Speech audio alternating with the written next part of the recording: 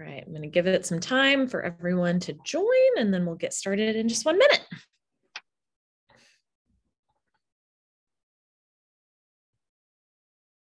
Great, looks like we're on Facebook Live.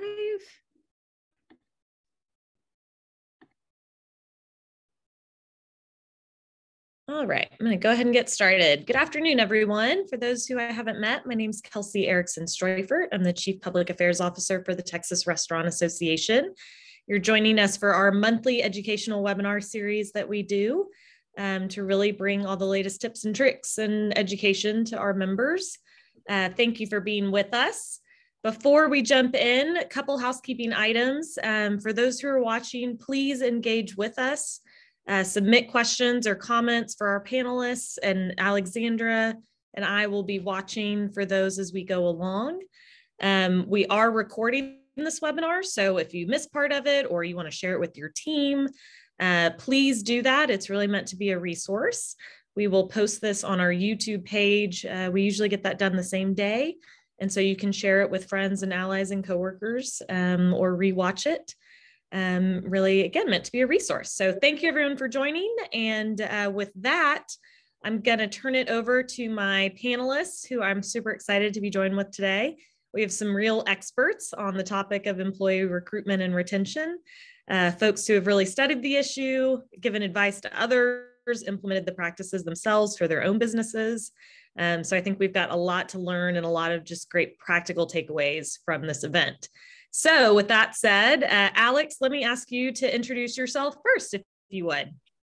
Absolutely. Hi, everybody. My name is Alex Eagle. I'm the CEO of a brand called Freebird's World Burrito. We have 60 locations and growing, operating in all major markets in Texas, Austin, Dallas, San Antonio, Houston. And we focused on burritos and bowls, and our recipes are Texas inspired. So we're known for our craveable burritos and bowls. Thanks for having me today. Absolutely. I can speak from personal experience. They are indeed craveable. So thank you, Alex, for what you do and what your team does. Yeah. Ashley, let's go over to you next. Yeah, absolutely. So hi, I'm Ashley Rosenfeld. I'm the principal of A La Carte Food Service Consulting Group. So we are a food and beverage operations consulting team. We are hubbed here in Houston, but we have clients not only nationally, but globally. So we do everything from business plan development, concept development, to pre-opening management and growth of brands through franchising, as well as operations assessments of existing units. So everything from an operations perspective.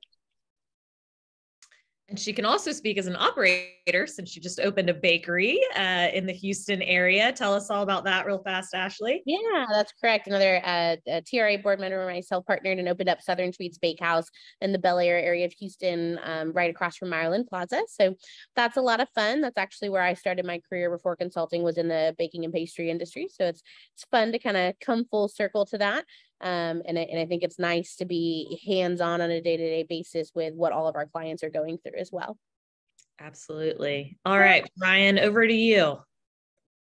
Great, thank you. My name is Brian Medina. I'm the Vice President of Strategy and Talent Acquisition for a company called Self Opportunity. We're based in the North Dallas area. That's where I'm streaming from today. And past 20 years, I've been helping clients evaluate their talent acquisition strategy, recruitment, marketing, employment branding, all the tips and tricks to drive candidate flow, candidate experience, and help companies staff up from front of the house, back of the house, all the way up to leaders like Alex. Awesome. Really great panelists. Thank you so much for all joining us today. I know y'all all have busy schedules and your own businesses to run, so really appreciate you taking your time and sharing your expertise with us today. So let's kind of set the stage for this discussion. I purposefully, entitled it Practical Tips to Navigating Today's Economy, because I think there are so many aspects of the economy right now that are outside of our control as operators and as business people, right? I always joke that I wish I could take a bill to the Texas Capitol to fix the labor shortage and fix inflation, right? If there was a piece of legislation that would do that, that would be at the top of our agenda for next session, but I don't think that bill exists, unfortunately. And so one of our jobs here at the TRA is not only to advocate for our members, but to also talk about education and best practices And what are those things that are within our control as operators that we can influence and improve and make more efficient, so that as costs increase and as things that are outside of our control change, the business is still resilient and able to be successful. So that's really kind of the theme of today's discussion, is let's look at those things that we can control, that we can improve, to address one of our industry's biggest challenges, which is the workforce. Just some data to kind of provide some context. It surprises me, and I know it surprises many to hear this, but our Texas employment numbers for the leisure and hospitality industry have actually completely rebounded since the beginning of the pandemic. We now have more people in Texas working in our industry than we did before the pandemic. And yet, when we walk around, we all see the help wanted signs, the portions of dining rooms that are closed because there aren't enough staff. We know it doesn't feel like that on the ground. And so one of the things I want to talk through is kind of, why do we think that is? Where do we think those employees are? I suspect some of it is churn, which is why retention is such an important part of this conversation, right? Because someone may be in the industry, but hopping jobs within the industry. I noticed that our quit rate in our industry is nearly 6%, which is double or triple what we see in other industries. So I think that's certainly part of the conversation. But again, we know those numbers on paper look okay. And yet when we kind of go one step deeper, we know that's not the reality that many of you are seeing out there. So let's start at kind of the beginning. Let's talk about employee recruitment, right? The strategies to really get people in the door, find the right fit, get them into the job. Brian, I'm going to start with you. What strategies, what tips, what processes are you seeing be successful when it comes to employee recruitment in today's age? Great. I kind of put down a few bullets here that I think are key for any brand, big or small, to look at it. You could be a single unit and not have a big, robust recruiting process or applicant tracking system, or in short terms called an ATS. Or you could have a big brand and have these tools and tricks with you. But it all goes back to kind of looking at your candidate apply process. That's what I usually like to start in talking with folks is, what is the apply process for a candidate to find your jobs? Is it mobile friendly? Is it something that they can easily apply? So in the buzzword around recruiting is, what is that candidate experience? So that's one piece I think folks need to look at, put themselves in their candidate's shoes. That's one scenario. Also, from a best way infrastructure perspective, you want to make sure your jobs are getting out there. If you have a job board or an applicant tracking system, your jobs are probably getting some organic candidate flow into your pipeline of candidates. But if you're smaller and independent, then your jobs probably aren't getting some visibility where you can get some free traffic. So I call that kind of your organic candidate flow. So that you want to make sure that piece of the puzzle is in sync. Then again, it kind of falls into time to screen the candidates, interviewing them. Is there recruiting automation, recruiters calling? So time to hire, how fast is that process working? I could keep going.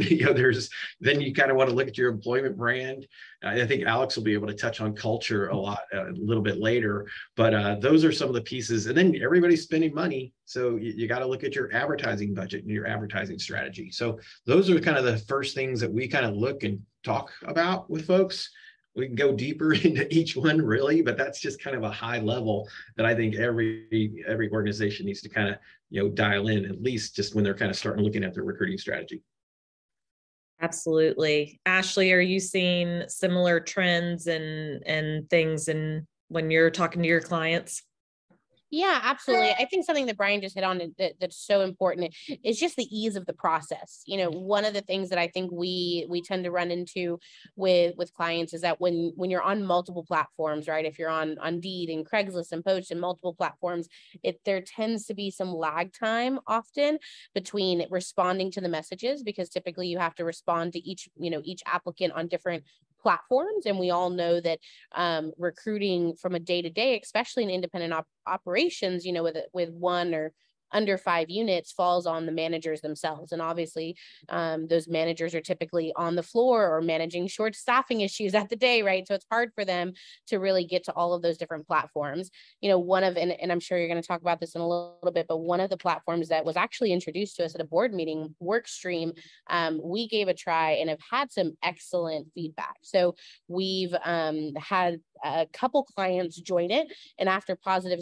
experiences, we ourselves use it at the bakery as well, or kind of using it just as an overall for the consulting firm so that we can help each of our clients if they have a one-time need or an ongoing need. But it's amazing because they put it out on multiple platforms. And not only that, it really simplifies the process as applicants are able to sign up for interviews whenever they want. And then you, as you know, the restaurateur, the operator, get a notification saying that an applicant has signed up for an interview. So I think, long story short, just simplifying that process. So it makes it as easy as possible for the applicant to smoothly go through the process, and for the restaurant manager not to be taking so much, spending so much time trying to communicate. I think the most common thing that we hear from restaurant managers is that, I spent all day lining up these interviews. I had 9 scheduled and 2 showed up. And that's hard, right? That's really hard on everybody, but especially the restaurant manager who's blocked time. They've probably brought in another manager to watch the floor so they could do the interviews. So I think ease of the process is probably the biggest key, in my opinion. Yeah. And one of the things that's nice about Quick, I'm glad you mentioned them, as I'll drop some info in the chat, but they really leverage those technological advances so that you spend less personnel time, right? So one of the things that jumped out to me was how they use text messaging. I hear story after story, and I know we all do, right? Of finally found the perfect candidate, reached out to them a day after they applied, and they've already accepted an offer somewhere else. That actually just happened to TRA. So we experience these same challenges when we're trying to staff up. And so looking for technology solutions, other platforms to make sure you're really jumping on those qualified candidates quickly seems to be huge. Alex, are y'all seeing that? I know, how many team members do y'all have, and are you just kind of constantly staffing up at this point? We have about 1,400 tribe members. That's how we refer to our employees, and our staffing levels are actually as strong as they've ever been. But we do have pockets of challenges that persist today. So I agree with everything that Ashley and Brian have mentioned. And when it comes to recruitment, I think the first instinct is to think about where are we going to post jobs, where are we going to have job fairs, and all those external factors. But I think something that would apply to any business that I'd love to add to the conversation is to first look internally. Whether you're a small business or a larger business, your best form of recruitment is always going to be leveraging your existing employee base. And so that's one thing that we've managed to do really successfully is to provide significant incentives and reward, financial and otherwise, in the form of recognition for leveraging our existing employees to recruit for us, with things such as referral bonuses and recognition for referring a lot of candidates who end up going on to take management or leadership positions in the organization. That's a great point. Not just leveraging technology, but leveraging your existing assets and your existing tribe members or employees. Can you tell us a little more detail about how y'all do that, Alex? Sure. So depending on whether it's an hourly position or it's a management position, one of the things we do offer is a referral bonus. And we made sure to go pretty broad with that, so you can get paid for referrals, not just to your own restaurant, but we're fortunate to have quite a few restaurants in Texas. And so you get paid for referring somebody to any of our restaurants or to our headquarters, which we call our restaurant support center. And they're significant bonuses, so significant financial opportunity, because we all know how expensive turnover is. It might be a little bit different for, from brand to brand or concept to concept, but whoever it's a lot of money. And so just pay to have great people help you find other great people. And that's something that has worked well for us. And what about hiring bonuses? I know that was huge earlier in the pandemic. And one concern was sort of, are you just incentivizing people to job hop, right? To go to a new job, get that hiring bonus, and then find another one and jump ship. Is that a trend y'all are seeing taper off, or are restaurants being a little more strategic in how they award those hiring bonuses? What are y'all seeing in that space? Ashley, I'll start with you. Yeah, I mean, I would say that to me, we kind of hit a cap in the market a little bit with the hiring bonuses. You know, they got to the point where restaurants were at some point pricing themselves out of that strategy. I mean, I know I saw at one point they were getting as high as $1,000 for an hourly employee, which, you know, for an organization that can get expensive very quickly, especially if that employee only stays with the organization for, you know, a 90-day period, for example. So from what I saw, it felt like it continued to escalate. You know, it went from $100 to $200, you know, all the way up. And it seemed like once it hit that $1,000 threshold, I didn't seem to hear too much about it after that. It feels like it kind of tapered off after that, because it just became out of reach for most operators, is what it seemed like. I'll jump in here, Kelsey, real quick. Yeah. And so we do a lot of recruitment advertising for folks. And so that bonus is kind of marketed as a way to try to, you know, guide candidates in for those opportunities. And yes, just as she touched on, you know, we were marketing $500 to $1,000 bonuses, but a lot of clients have pretty much cut that back. So, I mean, like to Alex's point, you know, you'd rather give that to a good employee internally, and then better possibility of retention, you know, that kind of thing. I mean, even us as a recruiting company, we hire recruiters to help our clients, and the best employees I get are the internal referrals, and, you know, I'm happy to pay that money out to our team. You know, they see it as also kind of a bonding moment with the company, that they see they have value. So I think, you know, Alex hit the nail on the head here. Absolutely. Great. And just to clarify, I think I said quick earlier when I was talking about WorkStream and vice versa. So I put links in the chat, but both are great TRA partners of ours. TRA members can get certain benefits just from being a partner. So make sure you check out both of those resources. WorkStream is great because they bring in the technology, like I said, so that you're really leveraging that. And then Quick actually will bring in on-demand work, folks who are already certified, already experienced in the industry, and then you can actually hire them to come work for your restaurant full time if that fits your needs. So great resources, both of them, and TRA members get special benefits. Let me jump in here real quick, Kelsey. Yes. So I was on a panel with the team for WorkStream at the Texas Restaurant Show. And so, yeah, when I mentioned the term ATS, or applicant tracking system, that's where WorkStream comes into play. So just for those that may not be familiar with that buzzword, just wanted to kind of clarify that. Thank you. Yes.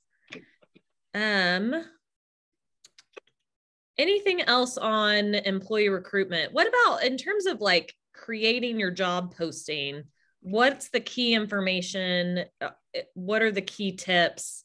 I'm thinking about, for example, you know, do you need to include pay and benefits? Do you need to include expected hours? Is there a point at which you're providing too much information and it's too long and people's eyes are glazing over and they're moving on to the next? What are some of those kind of practical tips to Alex's point earlier? We think so much about where we're putting this information, but first step is really, what is the key information you're saying anyways? Yeah. Alex, I'll let you start. All right. Yeah, happy to. So we've been evolving our job postings to include our mission, vision, and values, and we do screen applicants based on values alignment.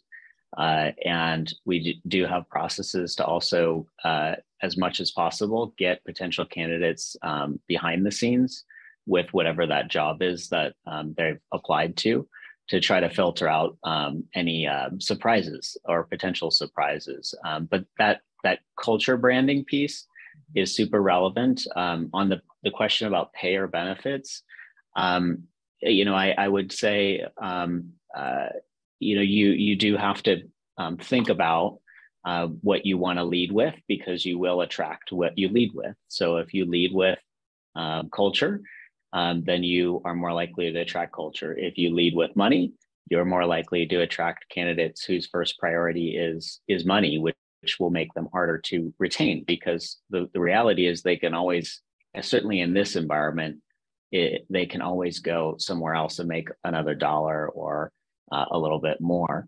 And so that's how we've evolved, though I understand all the pressure and conversation around compensation and the temptation to lead with that. And it is important to be competitive in pay, but I wouldn't always lead with it. Love that. I like thinking about you attract what you lead with, right? That's smart. Ryan, Ashley, what about y'all? Practical tips and tricks for your postings and your.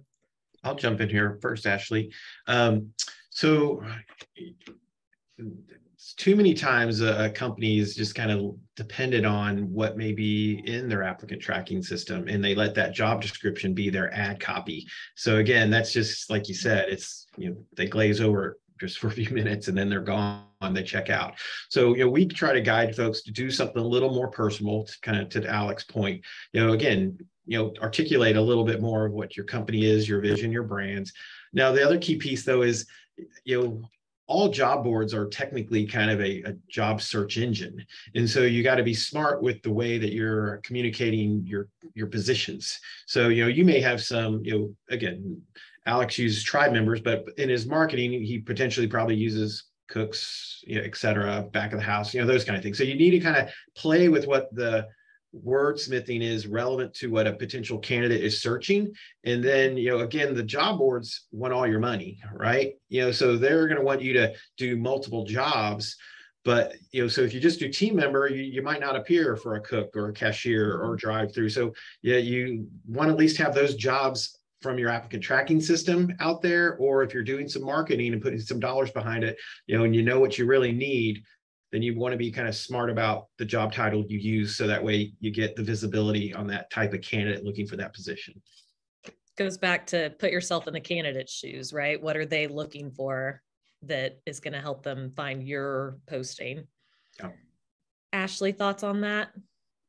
I mean, we oftentimes are working with restaurateurs that are new brands. And so I think we have a unique challenge in that situation, because I would say that oftentimes employees are hesitant about joining new brands, right? Because there's a concern of, is that brand going to make it? Am I going to be paid on time, right? There's always a certain level of insecurity, I'd say, when hiring for a new brand. So one thing that we find really important in that specific situation is really describing the company that they're going to be joining. And I think that you have to go a little overboard in details at some point when they don't have an existing location for a potential employee to go visit or to look at online and to understand what it is. So a big thing for us when working with those new brands is to be very descriptive about the style of service, check average that we're expecting to see, style of cuisine, hours of operation, things that they can't necessarily just look up right now for new companies. Yeah, that makes a lot of sense. Okay, so let's shift over a little bit to retention. And it occurs to me as we're having this discussion, maybe one of the first decision points, I guess, if you are able to retain that employee you've recruited, is probably onboarding. And their first, they always say that first impression is a lasting impression. So let's talk briefly about onboarding and how you make sure that all that money you've invested to find this candidate is set up for success in your company. Alex, let me start with you. So we've been focused on improving in this area, and a couple examples of how we've improved it is we have like a welcome kit now when our new employee shows up, where they get swag and other things to celebrate their arrival. We also have tried to pivot to onboarding people on the same day of the week instead of randomly throughout the week, where our managers can be more intentional about when they schedule themselves to welcome new tribe members and give them a great first day experience.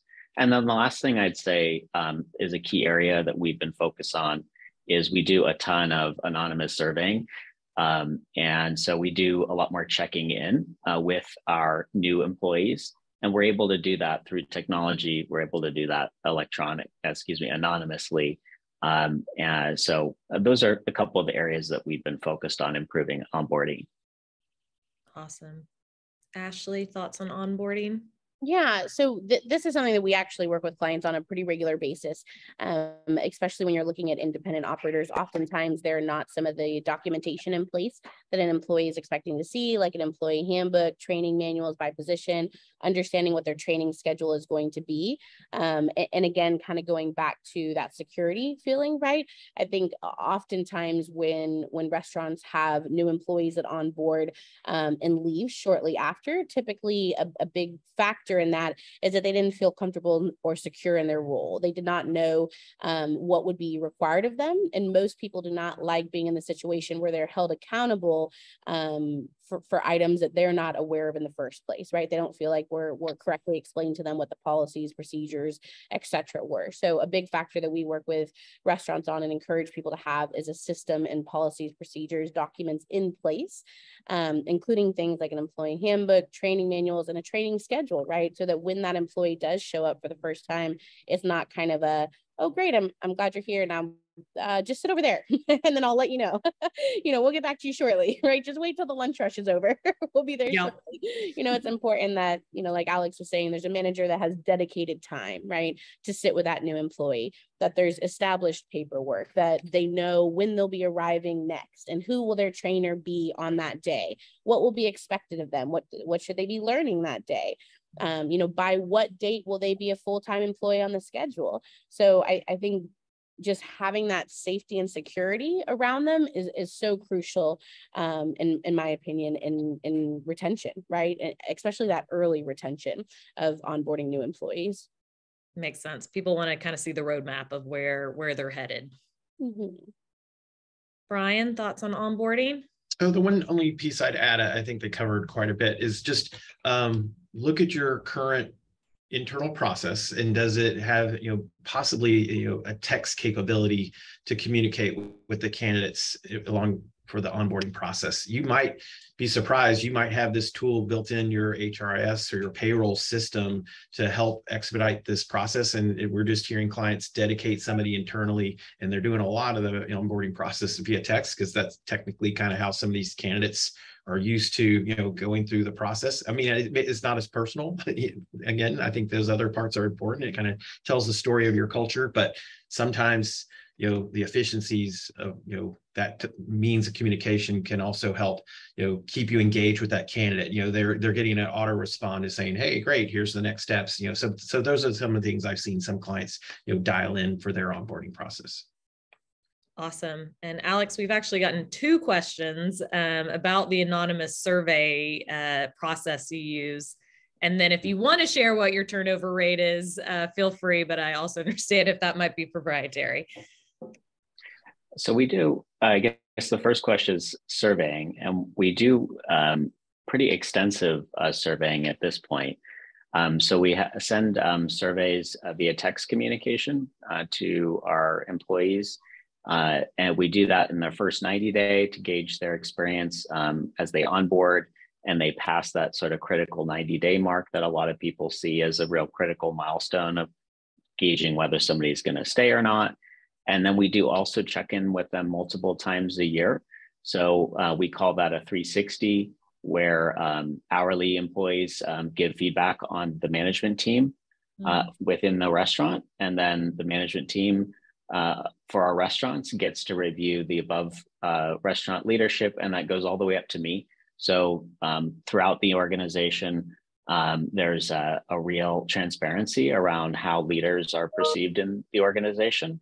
And because that is done multiple times a year, it does close the window of opportunity for somebody who's really not succeeding as a leader to be given attention that they would need in that moment. On the question about what our retention is, I will say we have a lot of restaurants that perform best in class in terms of retention. And we also have too many restaurants still that are very average performers in retention. And we really believe it really has to do fundamentally with our restaurant leadership. And so that is where we're squarely focused on getting all of our restaurants to perform best in class. But the answer isn't necessarily changing that leadership, meaning a new person.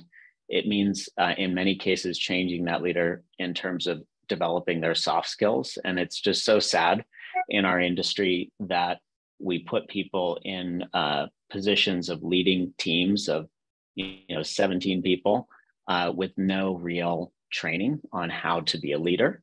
And so we're really trying to address that. And ironically, in the corporate world, I think it's a common sort of rule of thumb. You're not supposed to have more than 7 people report to you.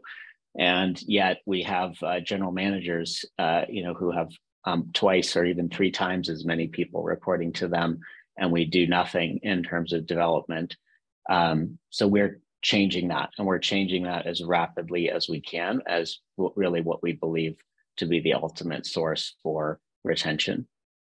Makes a lot of sense. I don't have the data in front of me, but I know when you look at, why did you leave?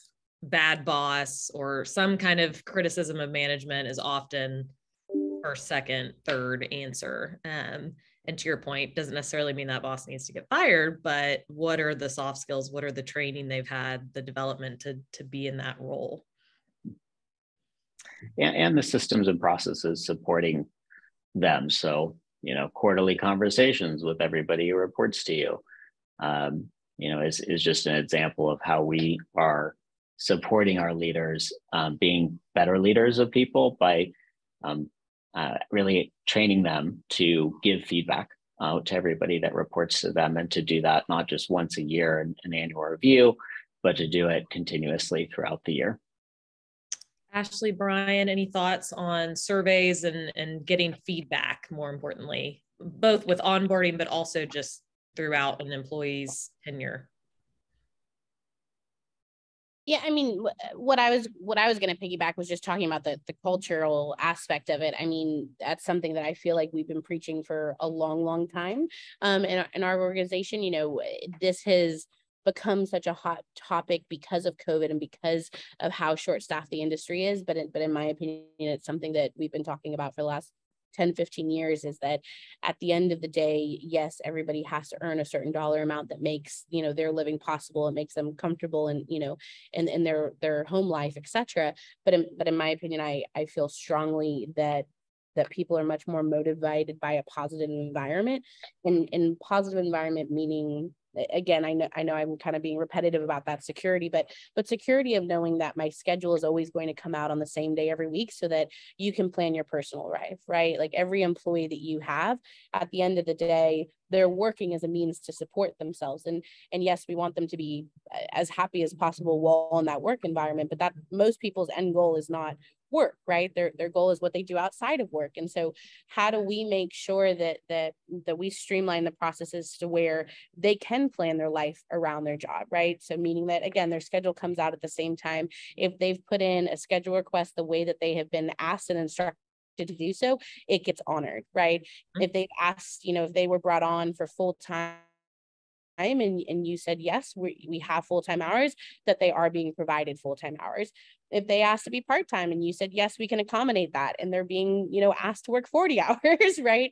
I mean, it's all those, I think it's all of those little items that get overlooked. We say, well, we scheduled that individual, 36 hours, even though they only wanted 24, but it's okay because they never said anything. And then in a couple of weeks when they quit, we're confused. Well, why did they quit? They never said anything. Well, they did. They told us originally they only wanted to work the first time. We didn't honor that, and again, the job market is vast. I mean, why take the time to explain it to somebody that you feel like you've already told your desires to, and they, from their perspective, you purposely ignored it or whatever, right?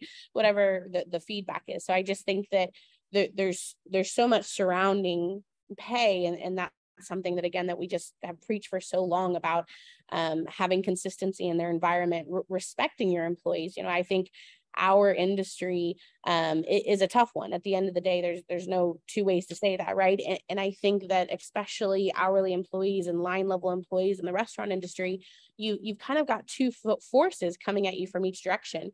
You have customers, which at the best are amazing and appreciative and grateful, right? And at the worst can be really hurtful, right? In their words and in their actions and their body language.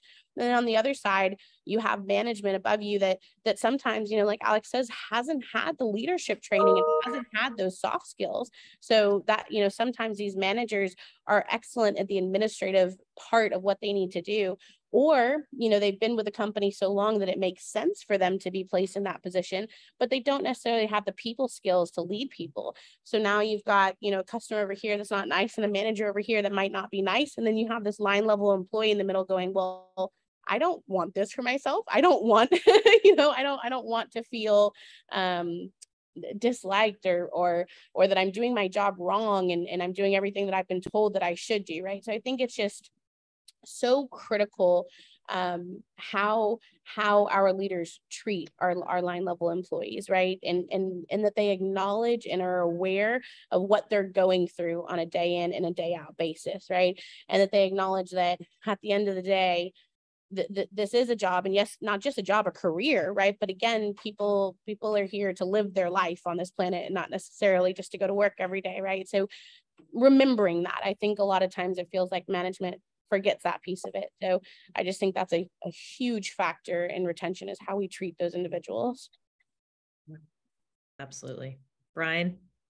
Yeah, I was going to just share, again, turnover costs you money. It costs you a lot of money. I was talking prior to jumping on this call with Alex, one client has a 200% turnover in their hourly workforce.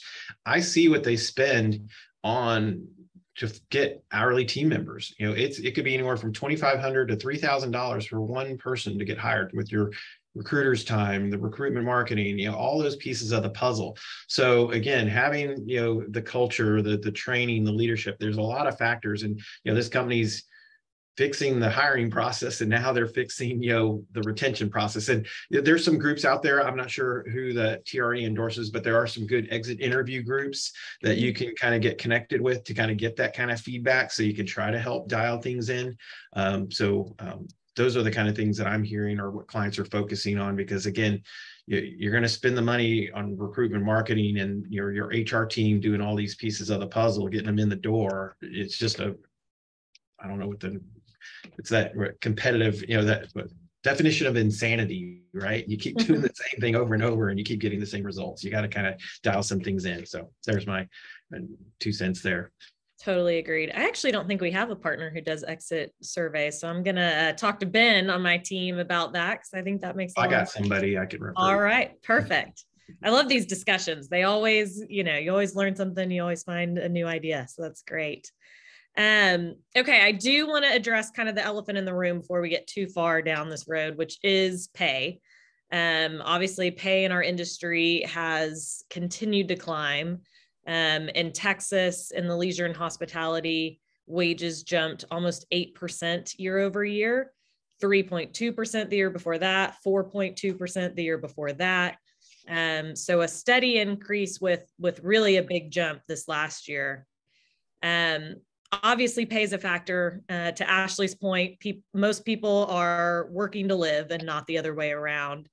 So let's talk about pay a little bit, but also in the context of, to Alex's point earlier, in this market, you can always find more pay. There is, whether it's working at the Amazon warehouse or in healthcare or data or, the jobs are endless.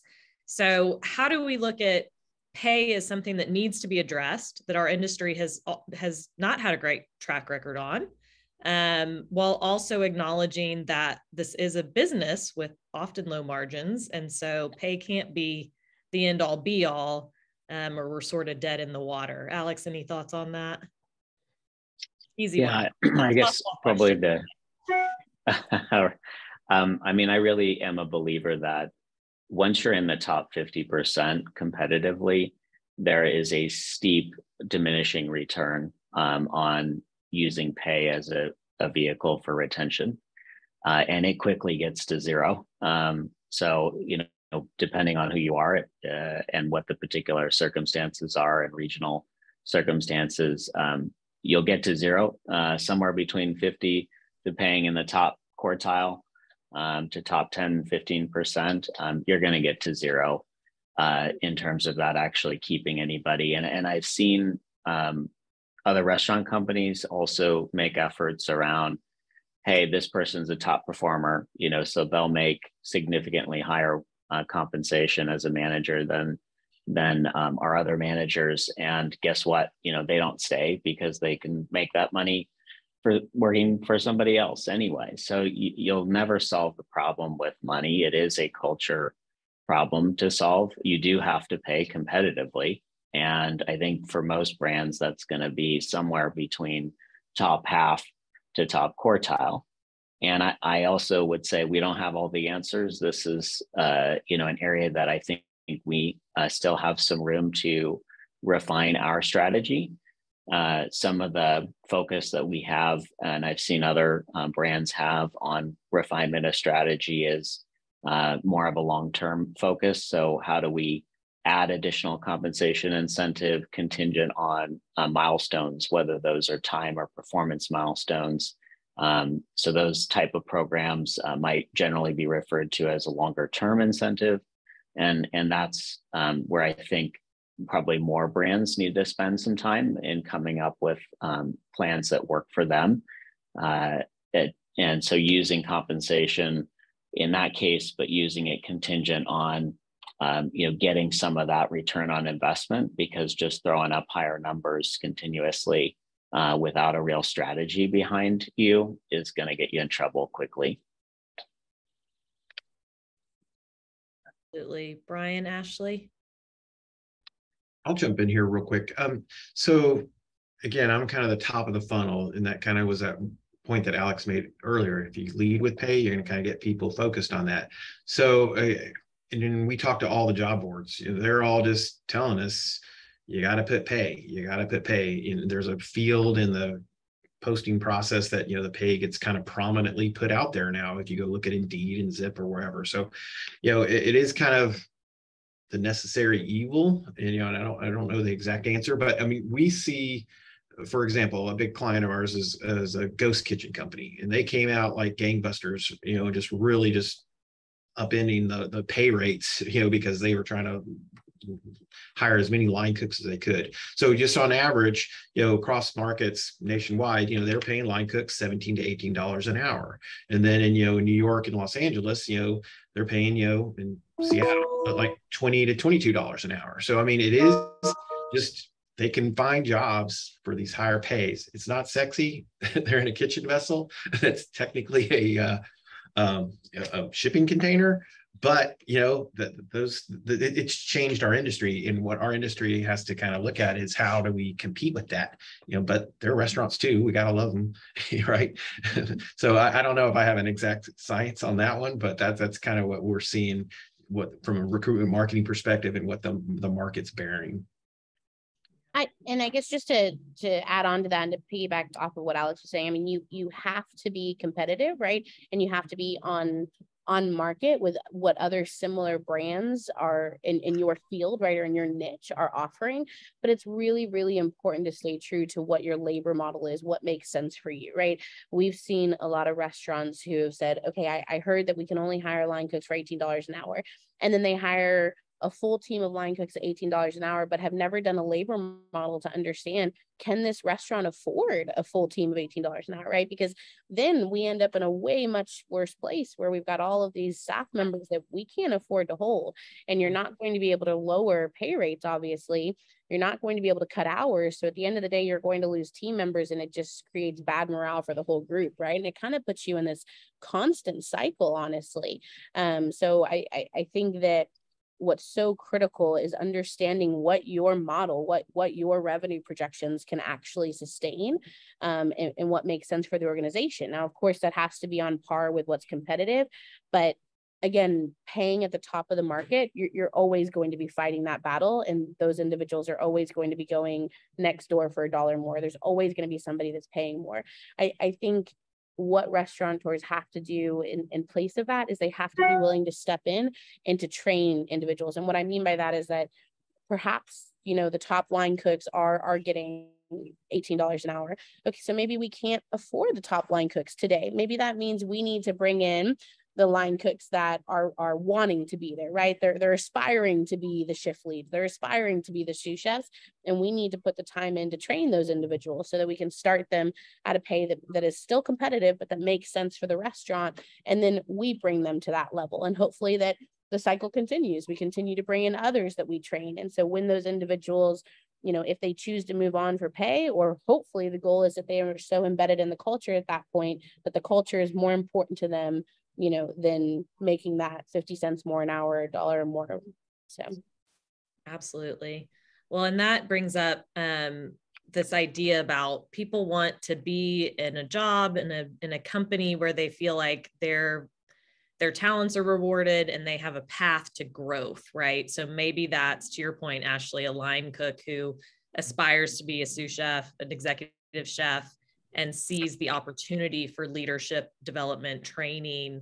What are y'all seeing in that space that really speaks to people and helps with that employee retention piece? I'll go back to you, Ashley, since you triggered that thought.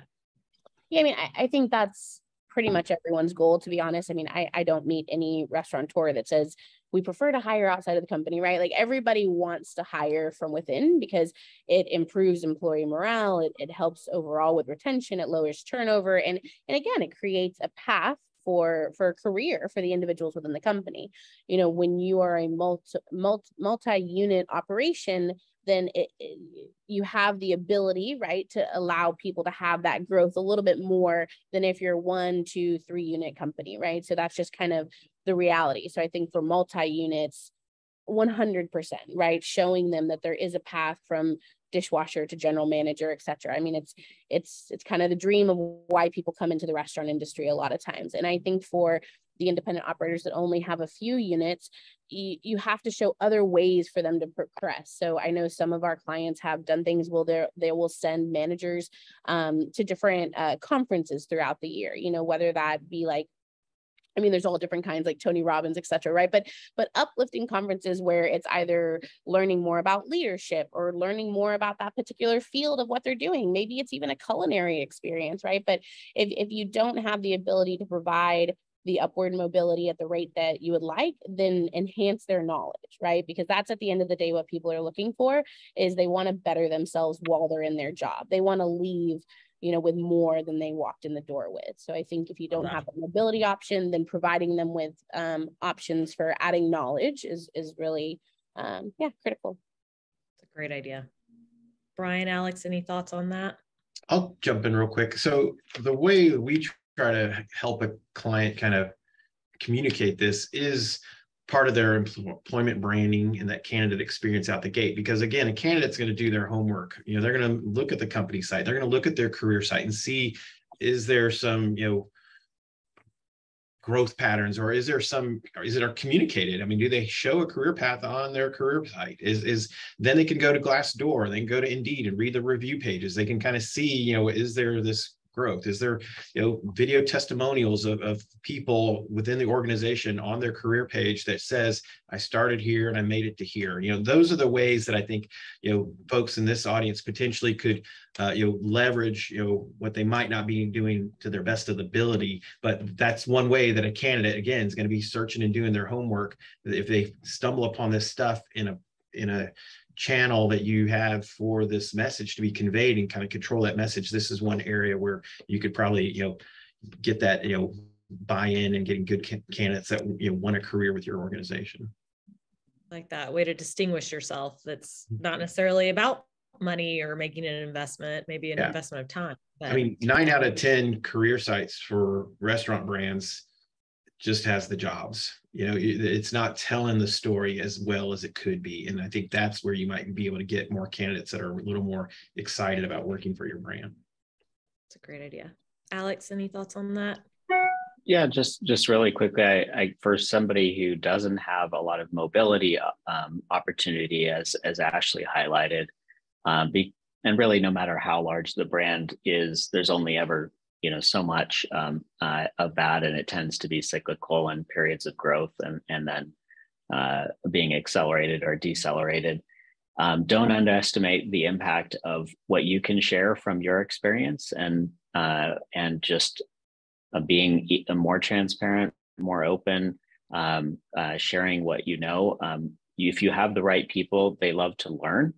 And so it's not going to be necessarily that they need to take a step up even in terms of title or pay. But if they're taking a step up because you're sharing what you know from your work experience, from your life experience with them, whether that's how to look at a P&L, or whether that's how to manage your personal finances, and showing concern for how they're doing saving for retirement.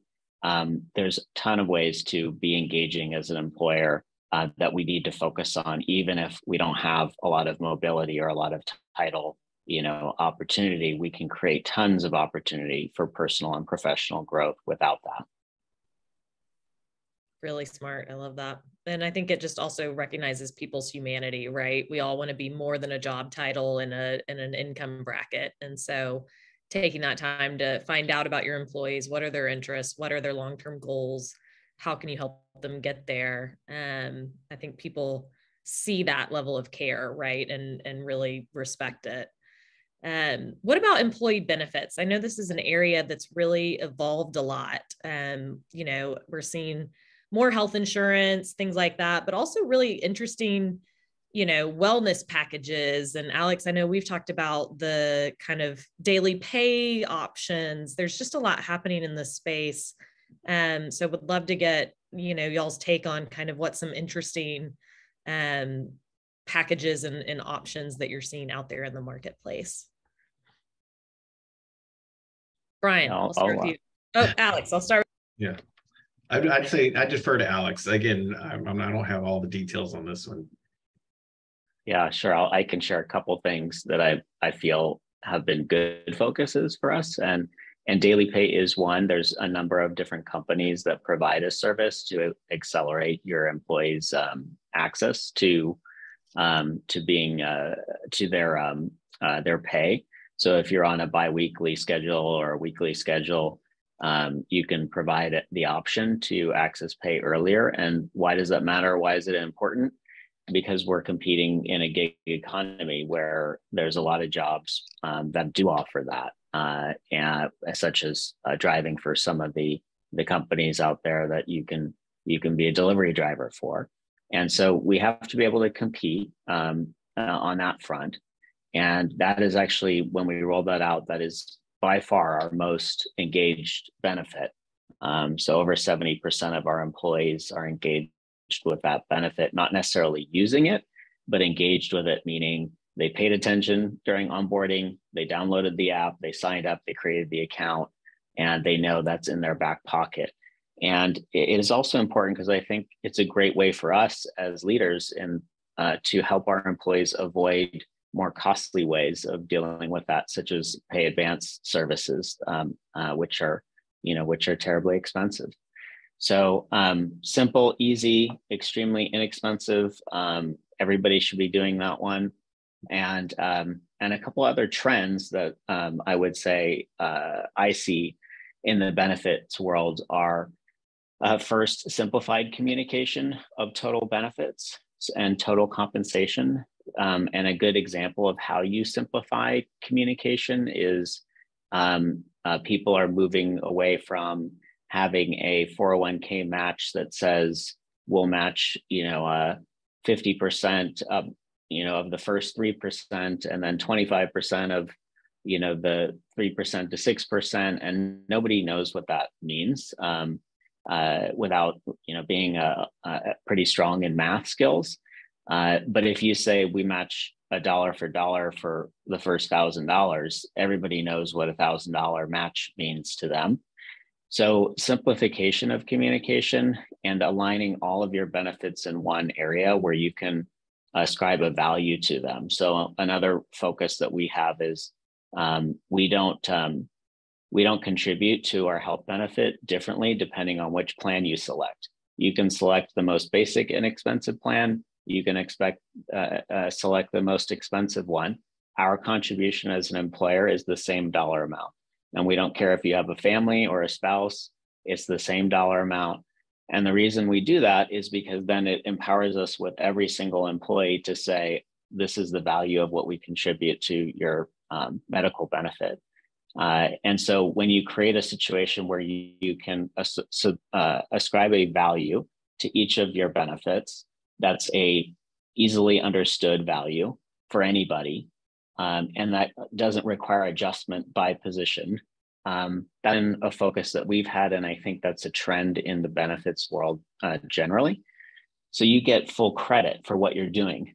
A real danger is doing too many things to the point that you think you're doing a great job offering this huge range of stuff, but your employees aren't engaged with it. They don't really comprehend what those offerings are or what the value of them are. So do fewer things better and communicate their value in a more simplified way. And then the second trend, or at least I'd like to believe it's a trend, we're certainly focused on it at Freebirds, is total wellness. And so we believe that we have an obligation as the employer to educate people about saving for retirement, for example. And I'm not going to suggest that we've been perfect in that regard, but every year we contribute time and effort towards how do we take care of our employees outside of work. And two areas that are critical are their health. So we do things like getting blood work performed on site during our in-person training sessions to give people some information on what that looks like, as well as educating our tribe around budgeting and saving for retirement. So total wellness is the other trend I see out there.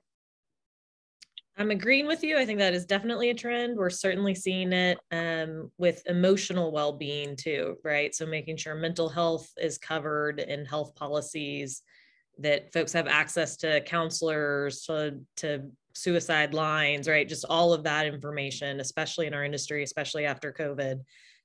We've seen a real focus on, which I think is great to see. Ashley, Brian, any quick thoughts on employee benefits? I feel like we could talk for another 2 hours, but we're running short on time. So I think Alex did a great job. The only quick thing I guess I would add is something that we've seen become more prevalent over the last couple of years is offering telehealth. As Alex mentioned, it seems like oftentimes there are benefits that are available that the team doesn't really comprehend or isn't fully aware of. The other issue that we run into quite often is that maybe there's 50% employer contribution to a plan, but the reality is that healthcare plan is so expensive that 50% still makes it very, very unreachable for many line level employees.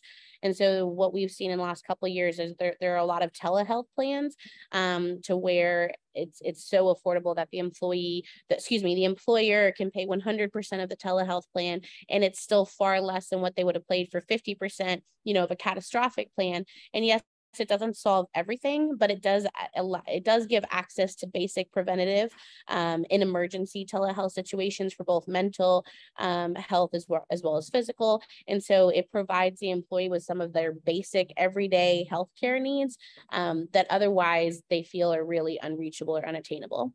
So that's kind of the only last piece I would add. And as a consumer, I'll say sometimes it's just easier to access telehealth, right? Maybe you don't have a primary care physician and you need a test quickly, right? I mean, so I think from an access perspective, that's really important too. Okay, one last question. I don't want to miss Michael's question about any thoughts on chief experience officers and how they help with employee retention. We recently created a experience department. And so I don't have a ton of feedback on the impact of that department yet, but I do think that larger organizations should be thinking about creating an experience department. An experience department, at least for us and how we're thinking about it, is that it acts as a mirror and a spotlight on problems, a mirror for everything that we roll out that touches either our guest or our employee. And so this department is very involved before and after things roll out to measure their impact on our guest or employees' experience. And in that way acts as a mirror for every department's initiatives, as well as a spotlight on where we may have rolled something out that had unintended impacts or is falling below what we would want it to have achieved. So we think it's an exciting area to be focused on.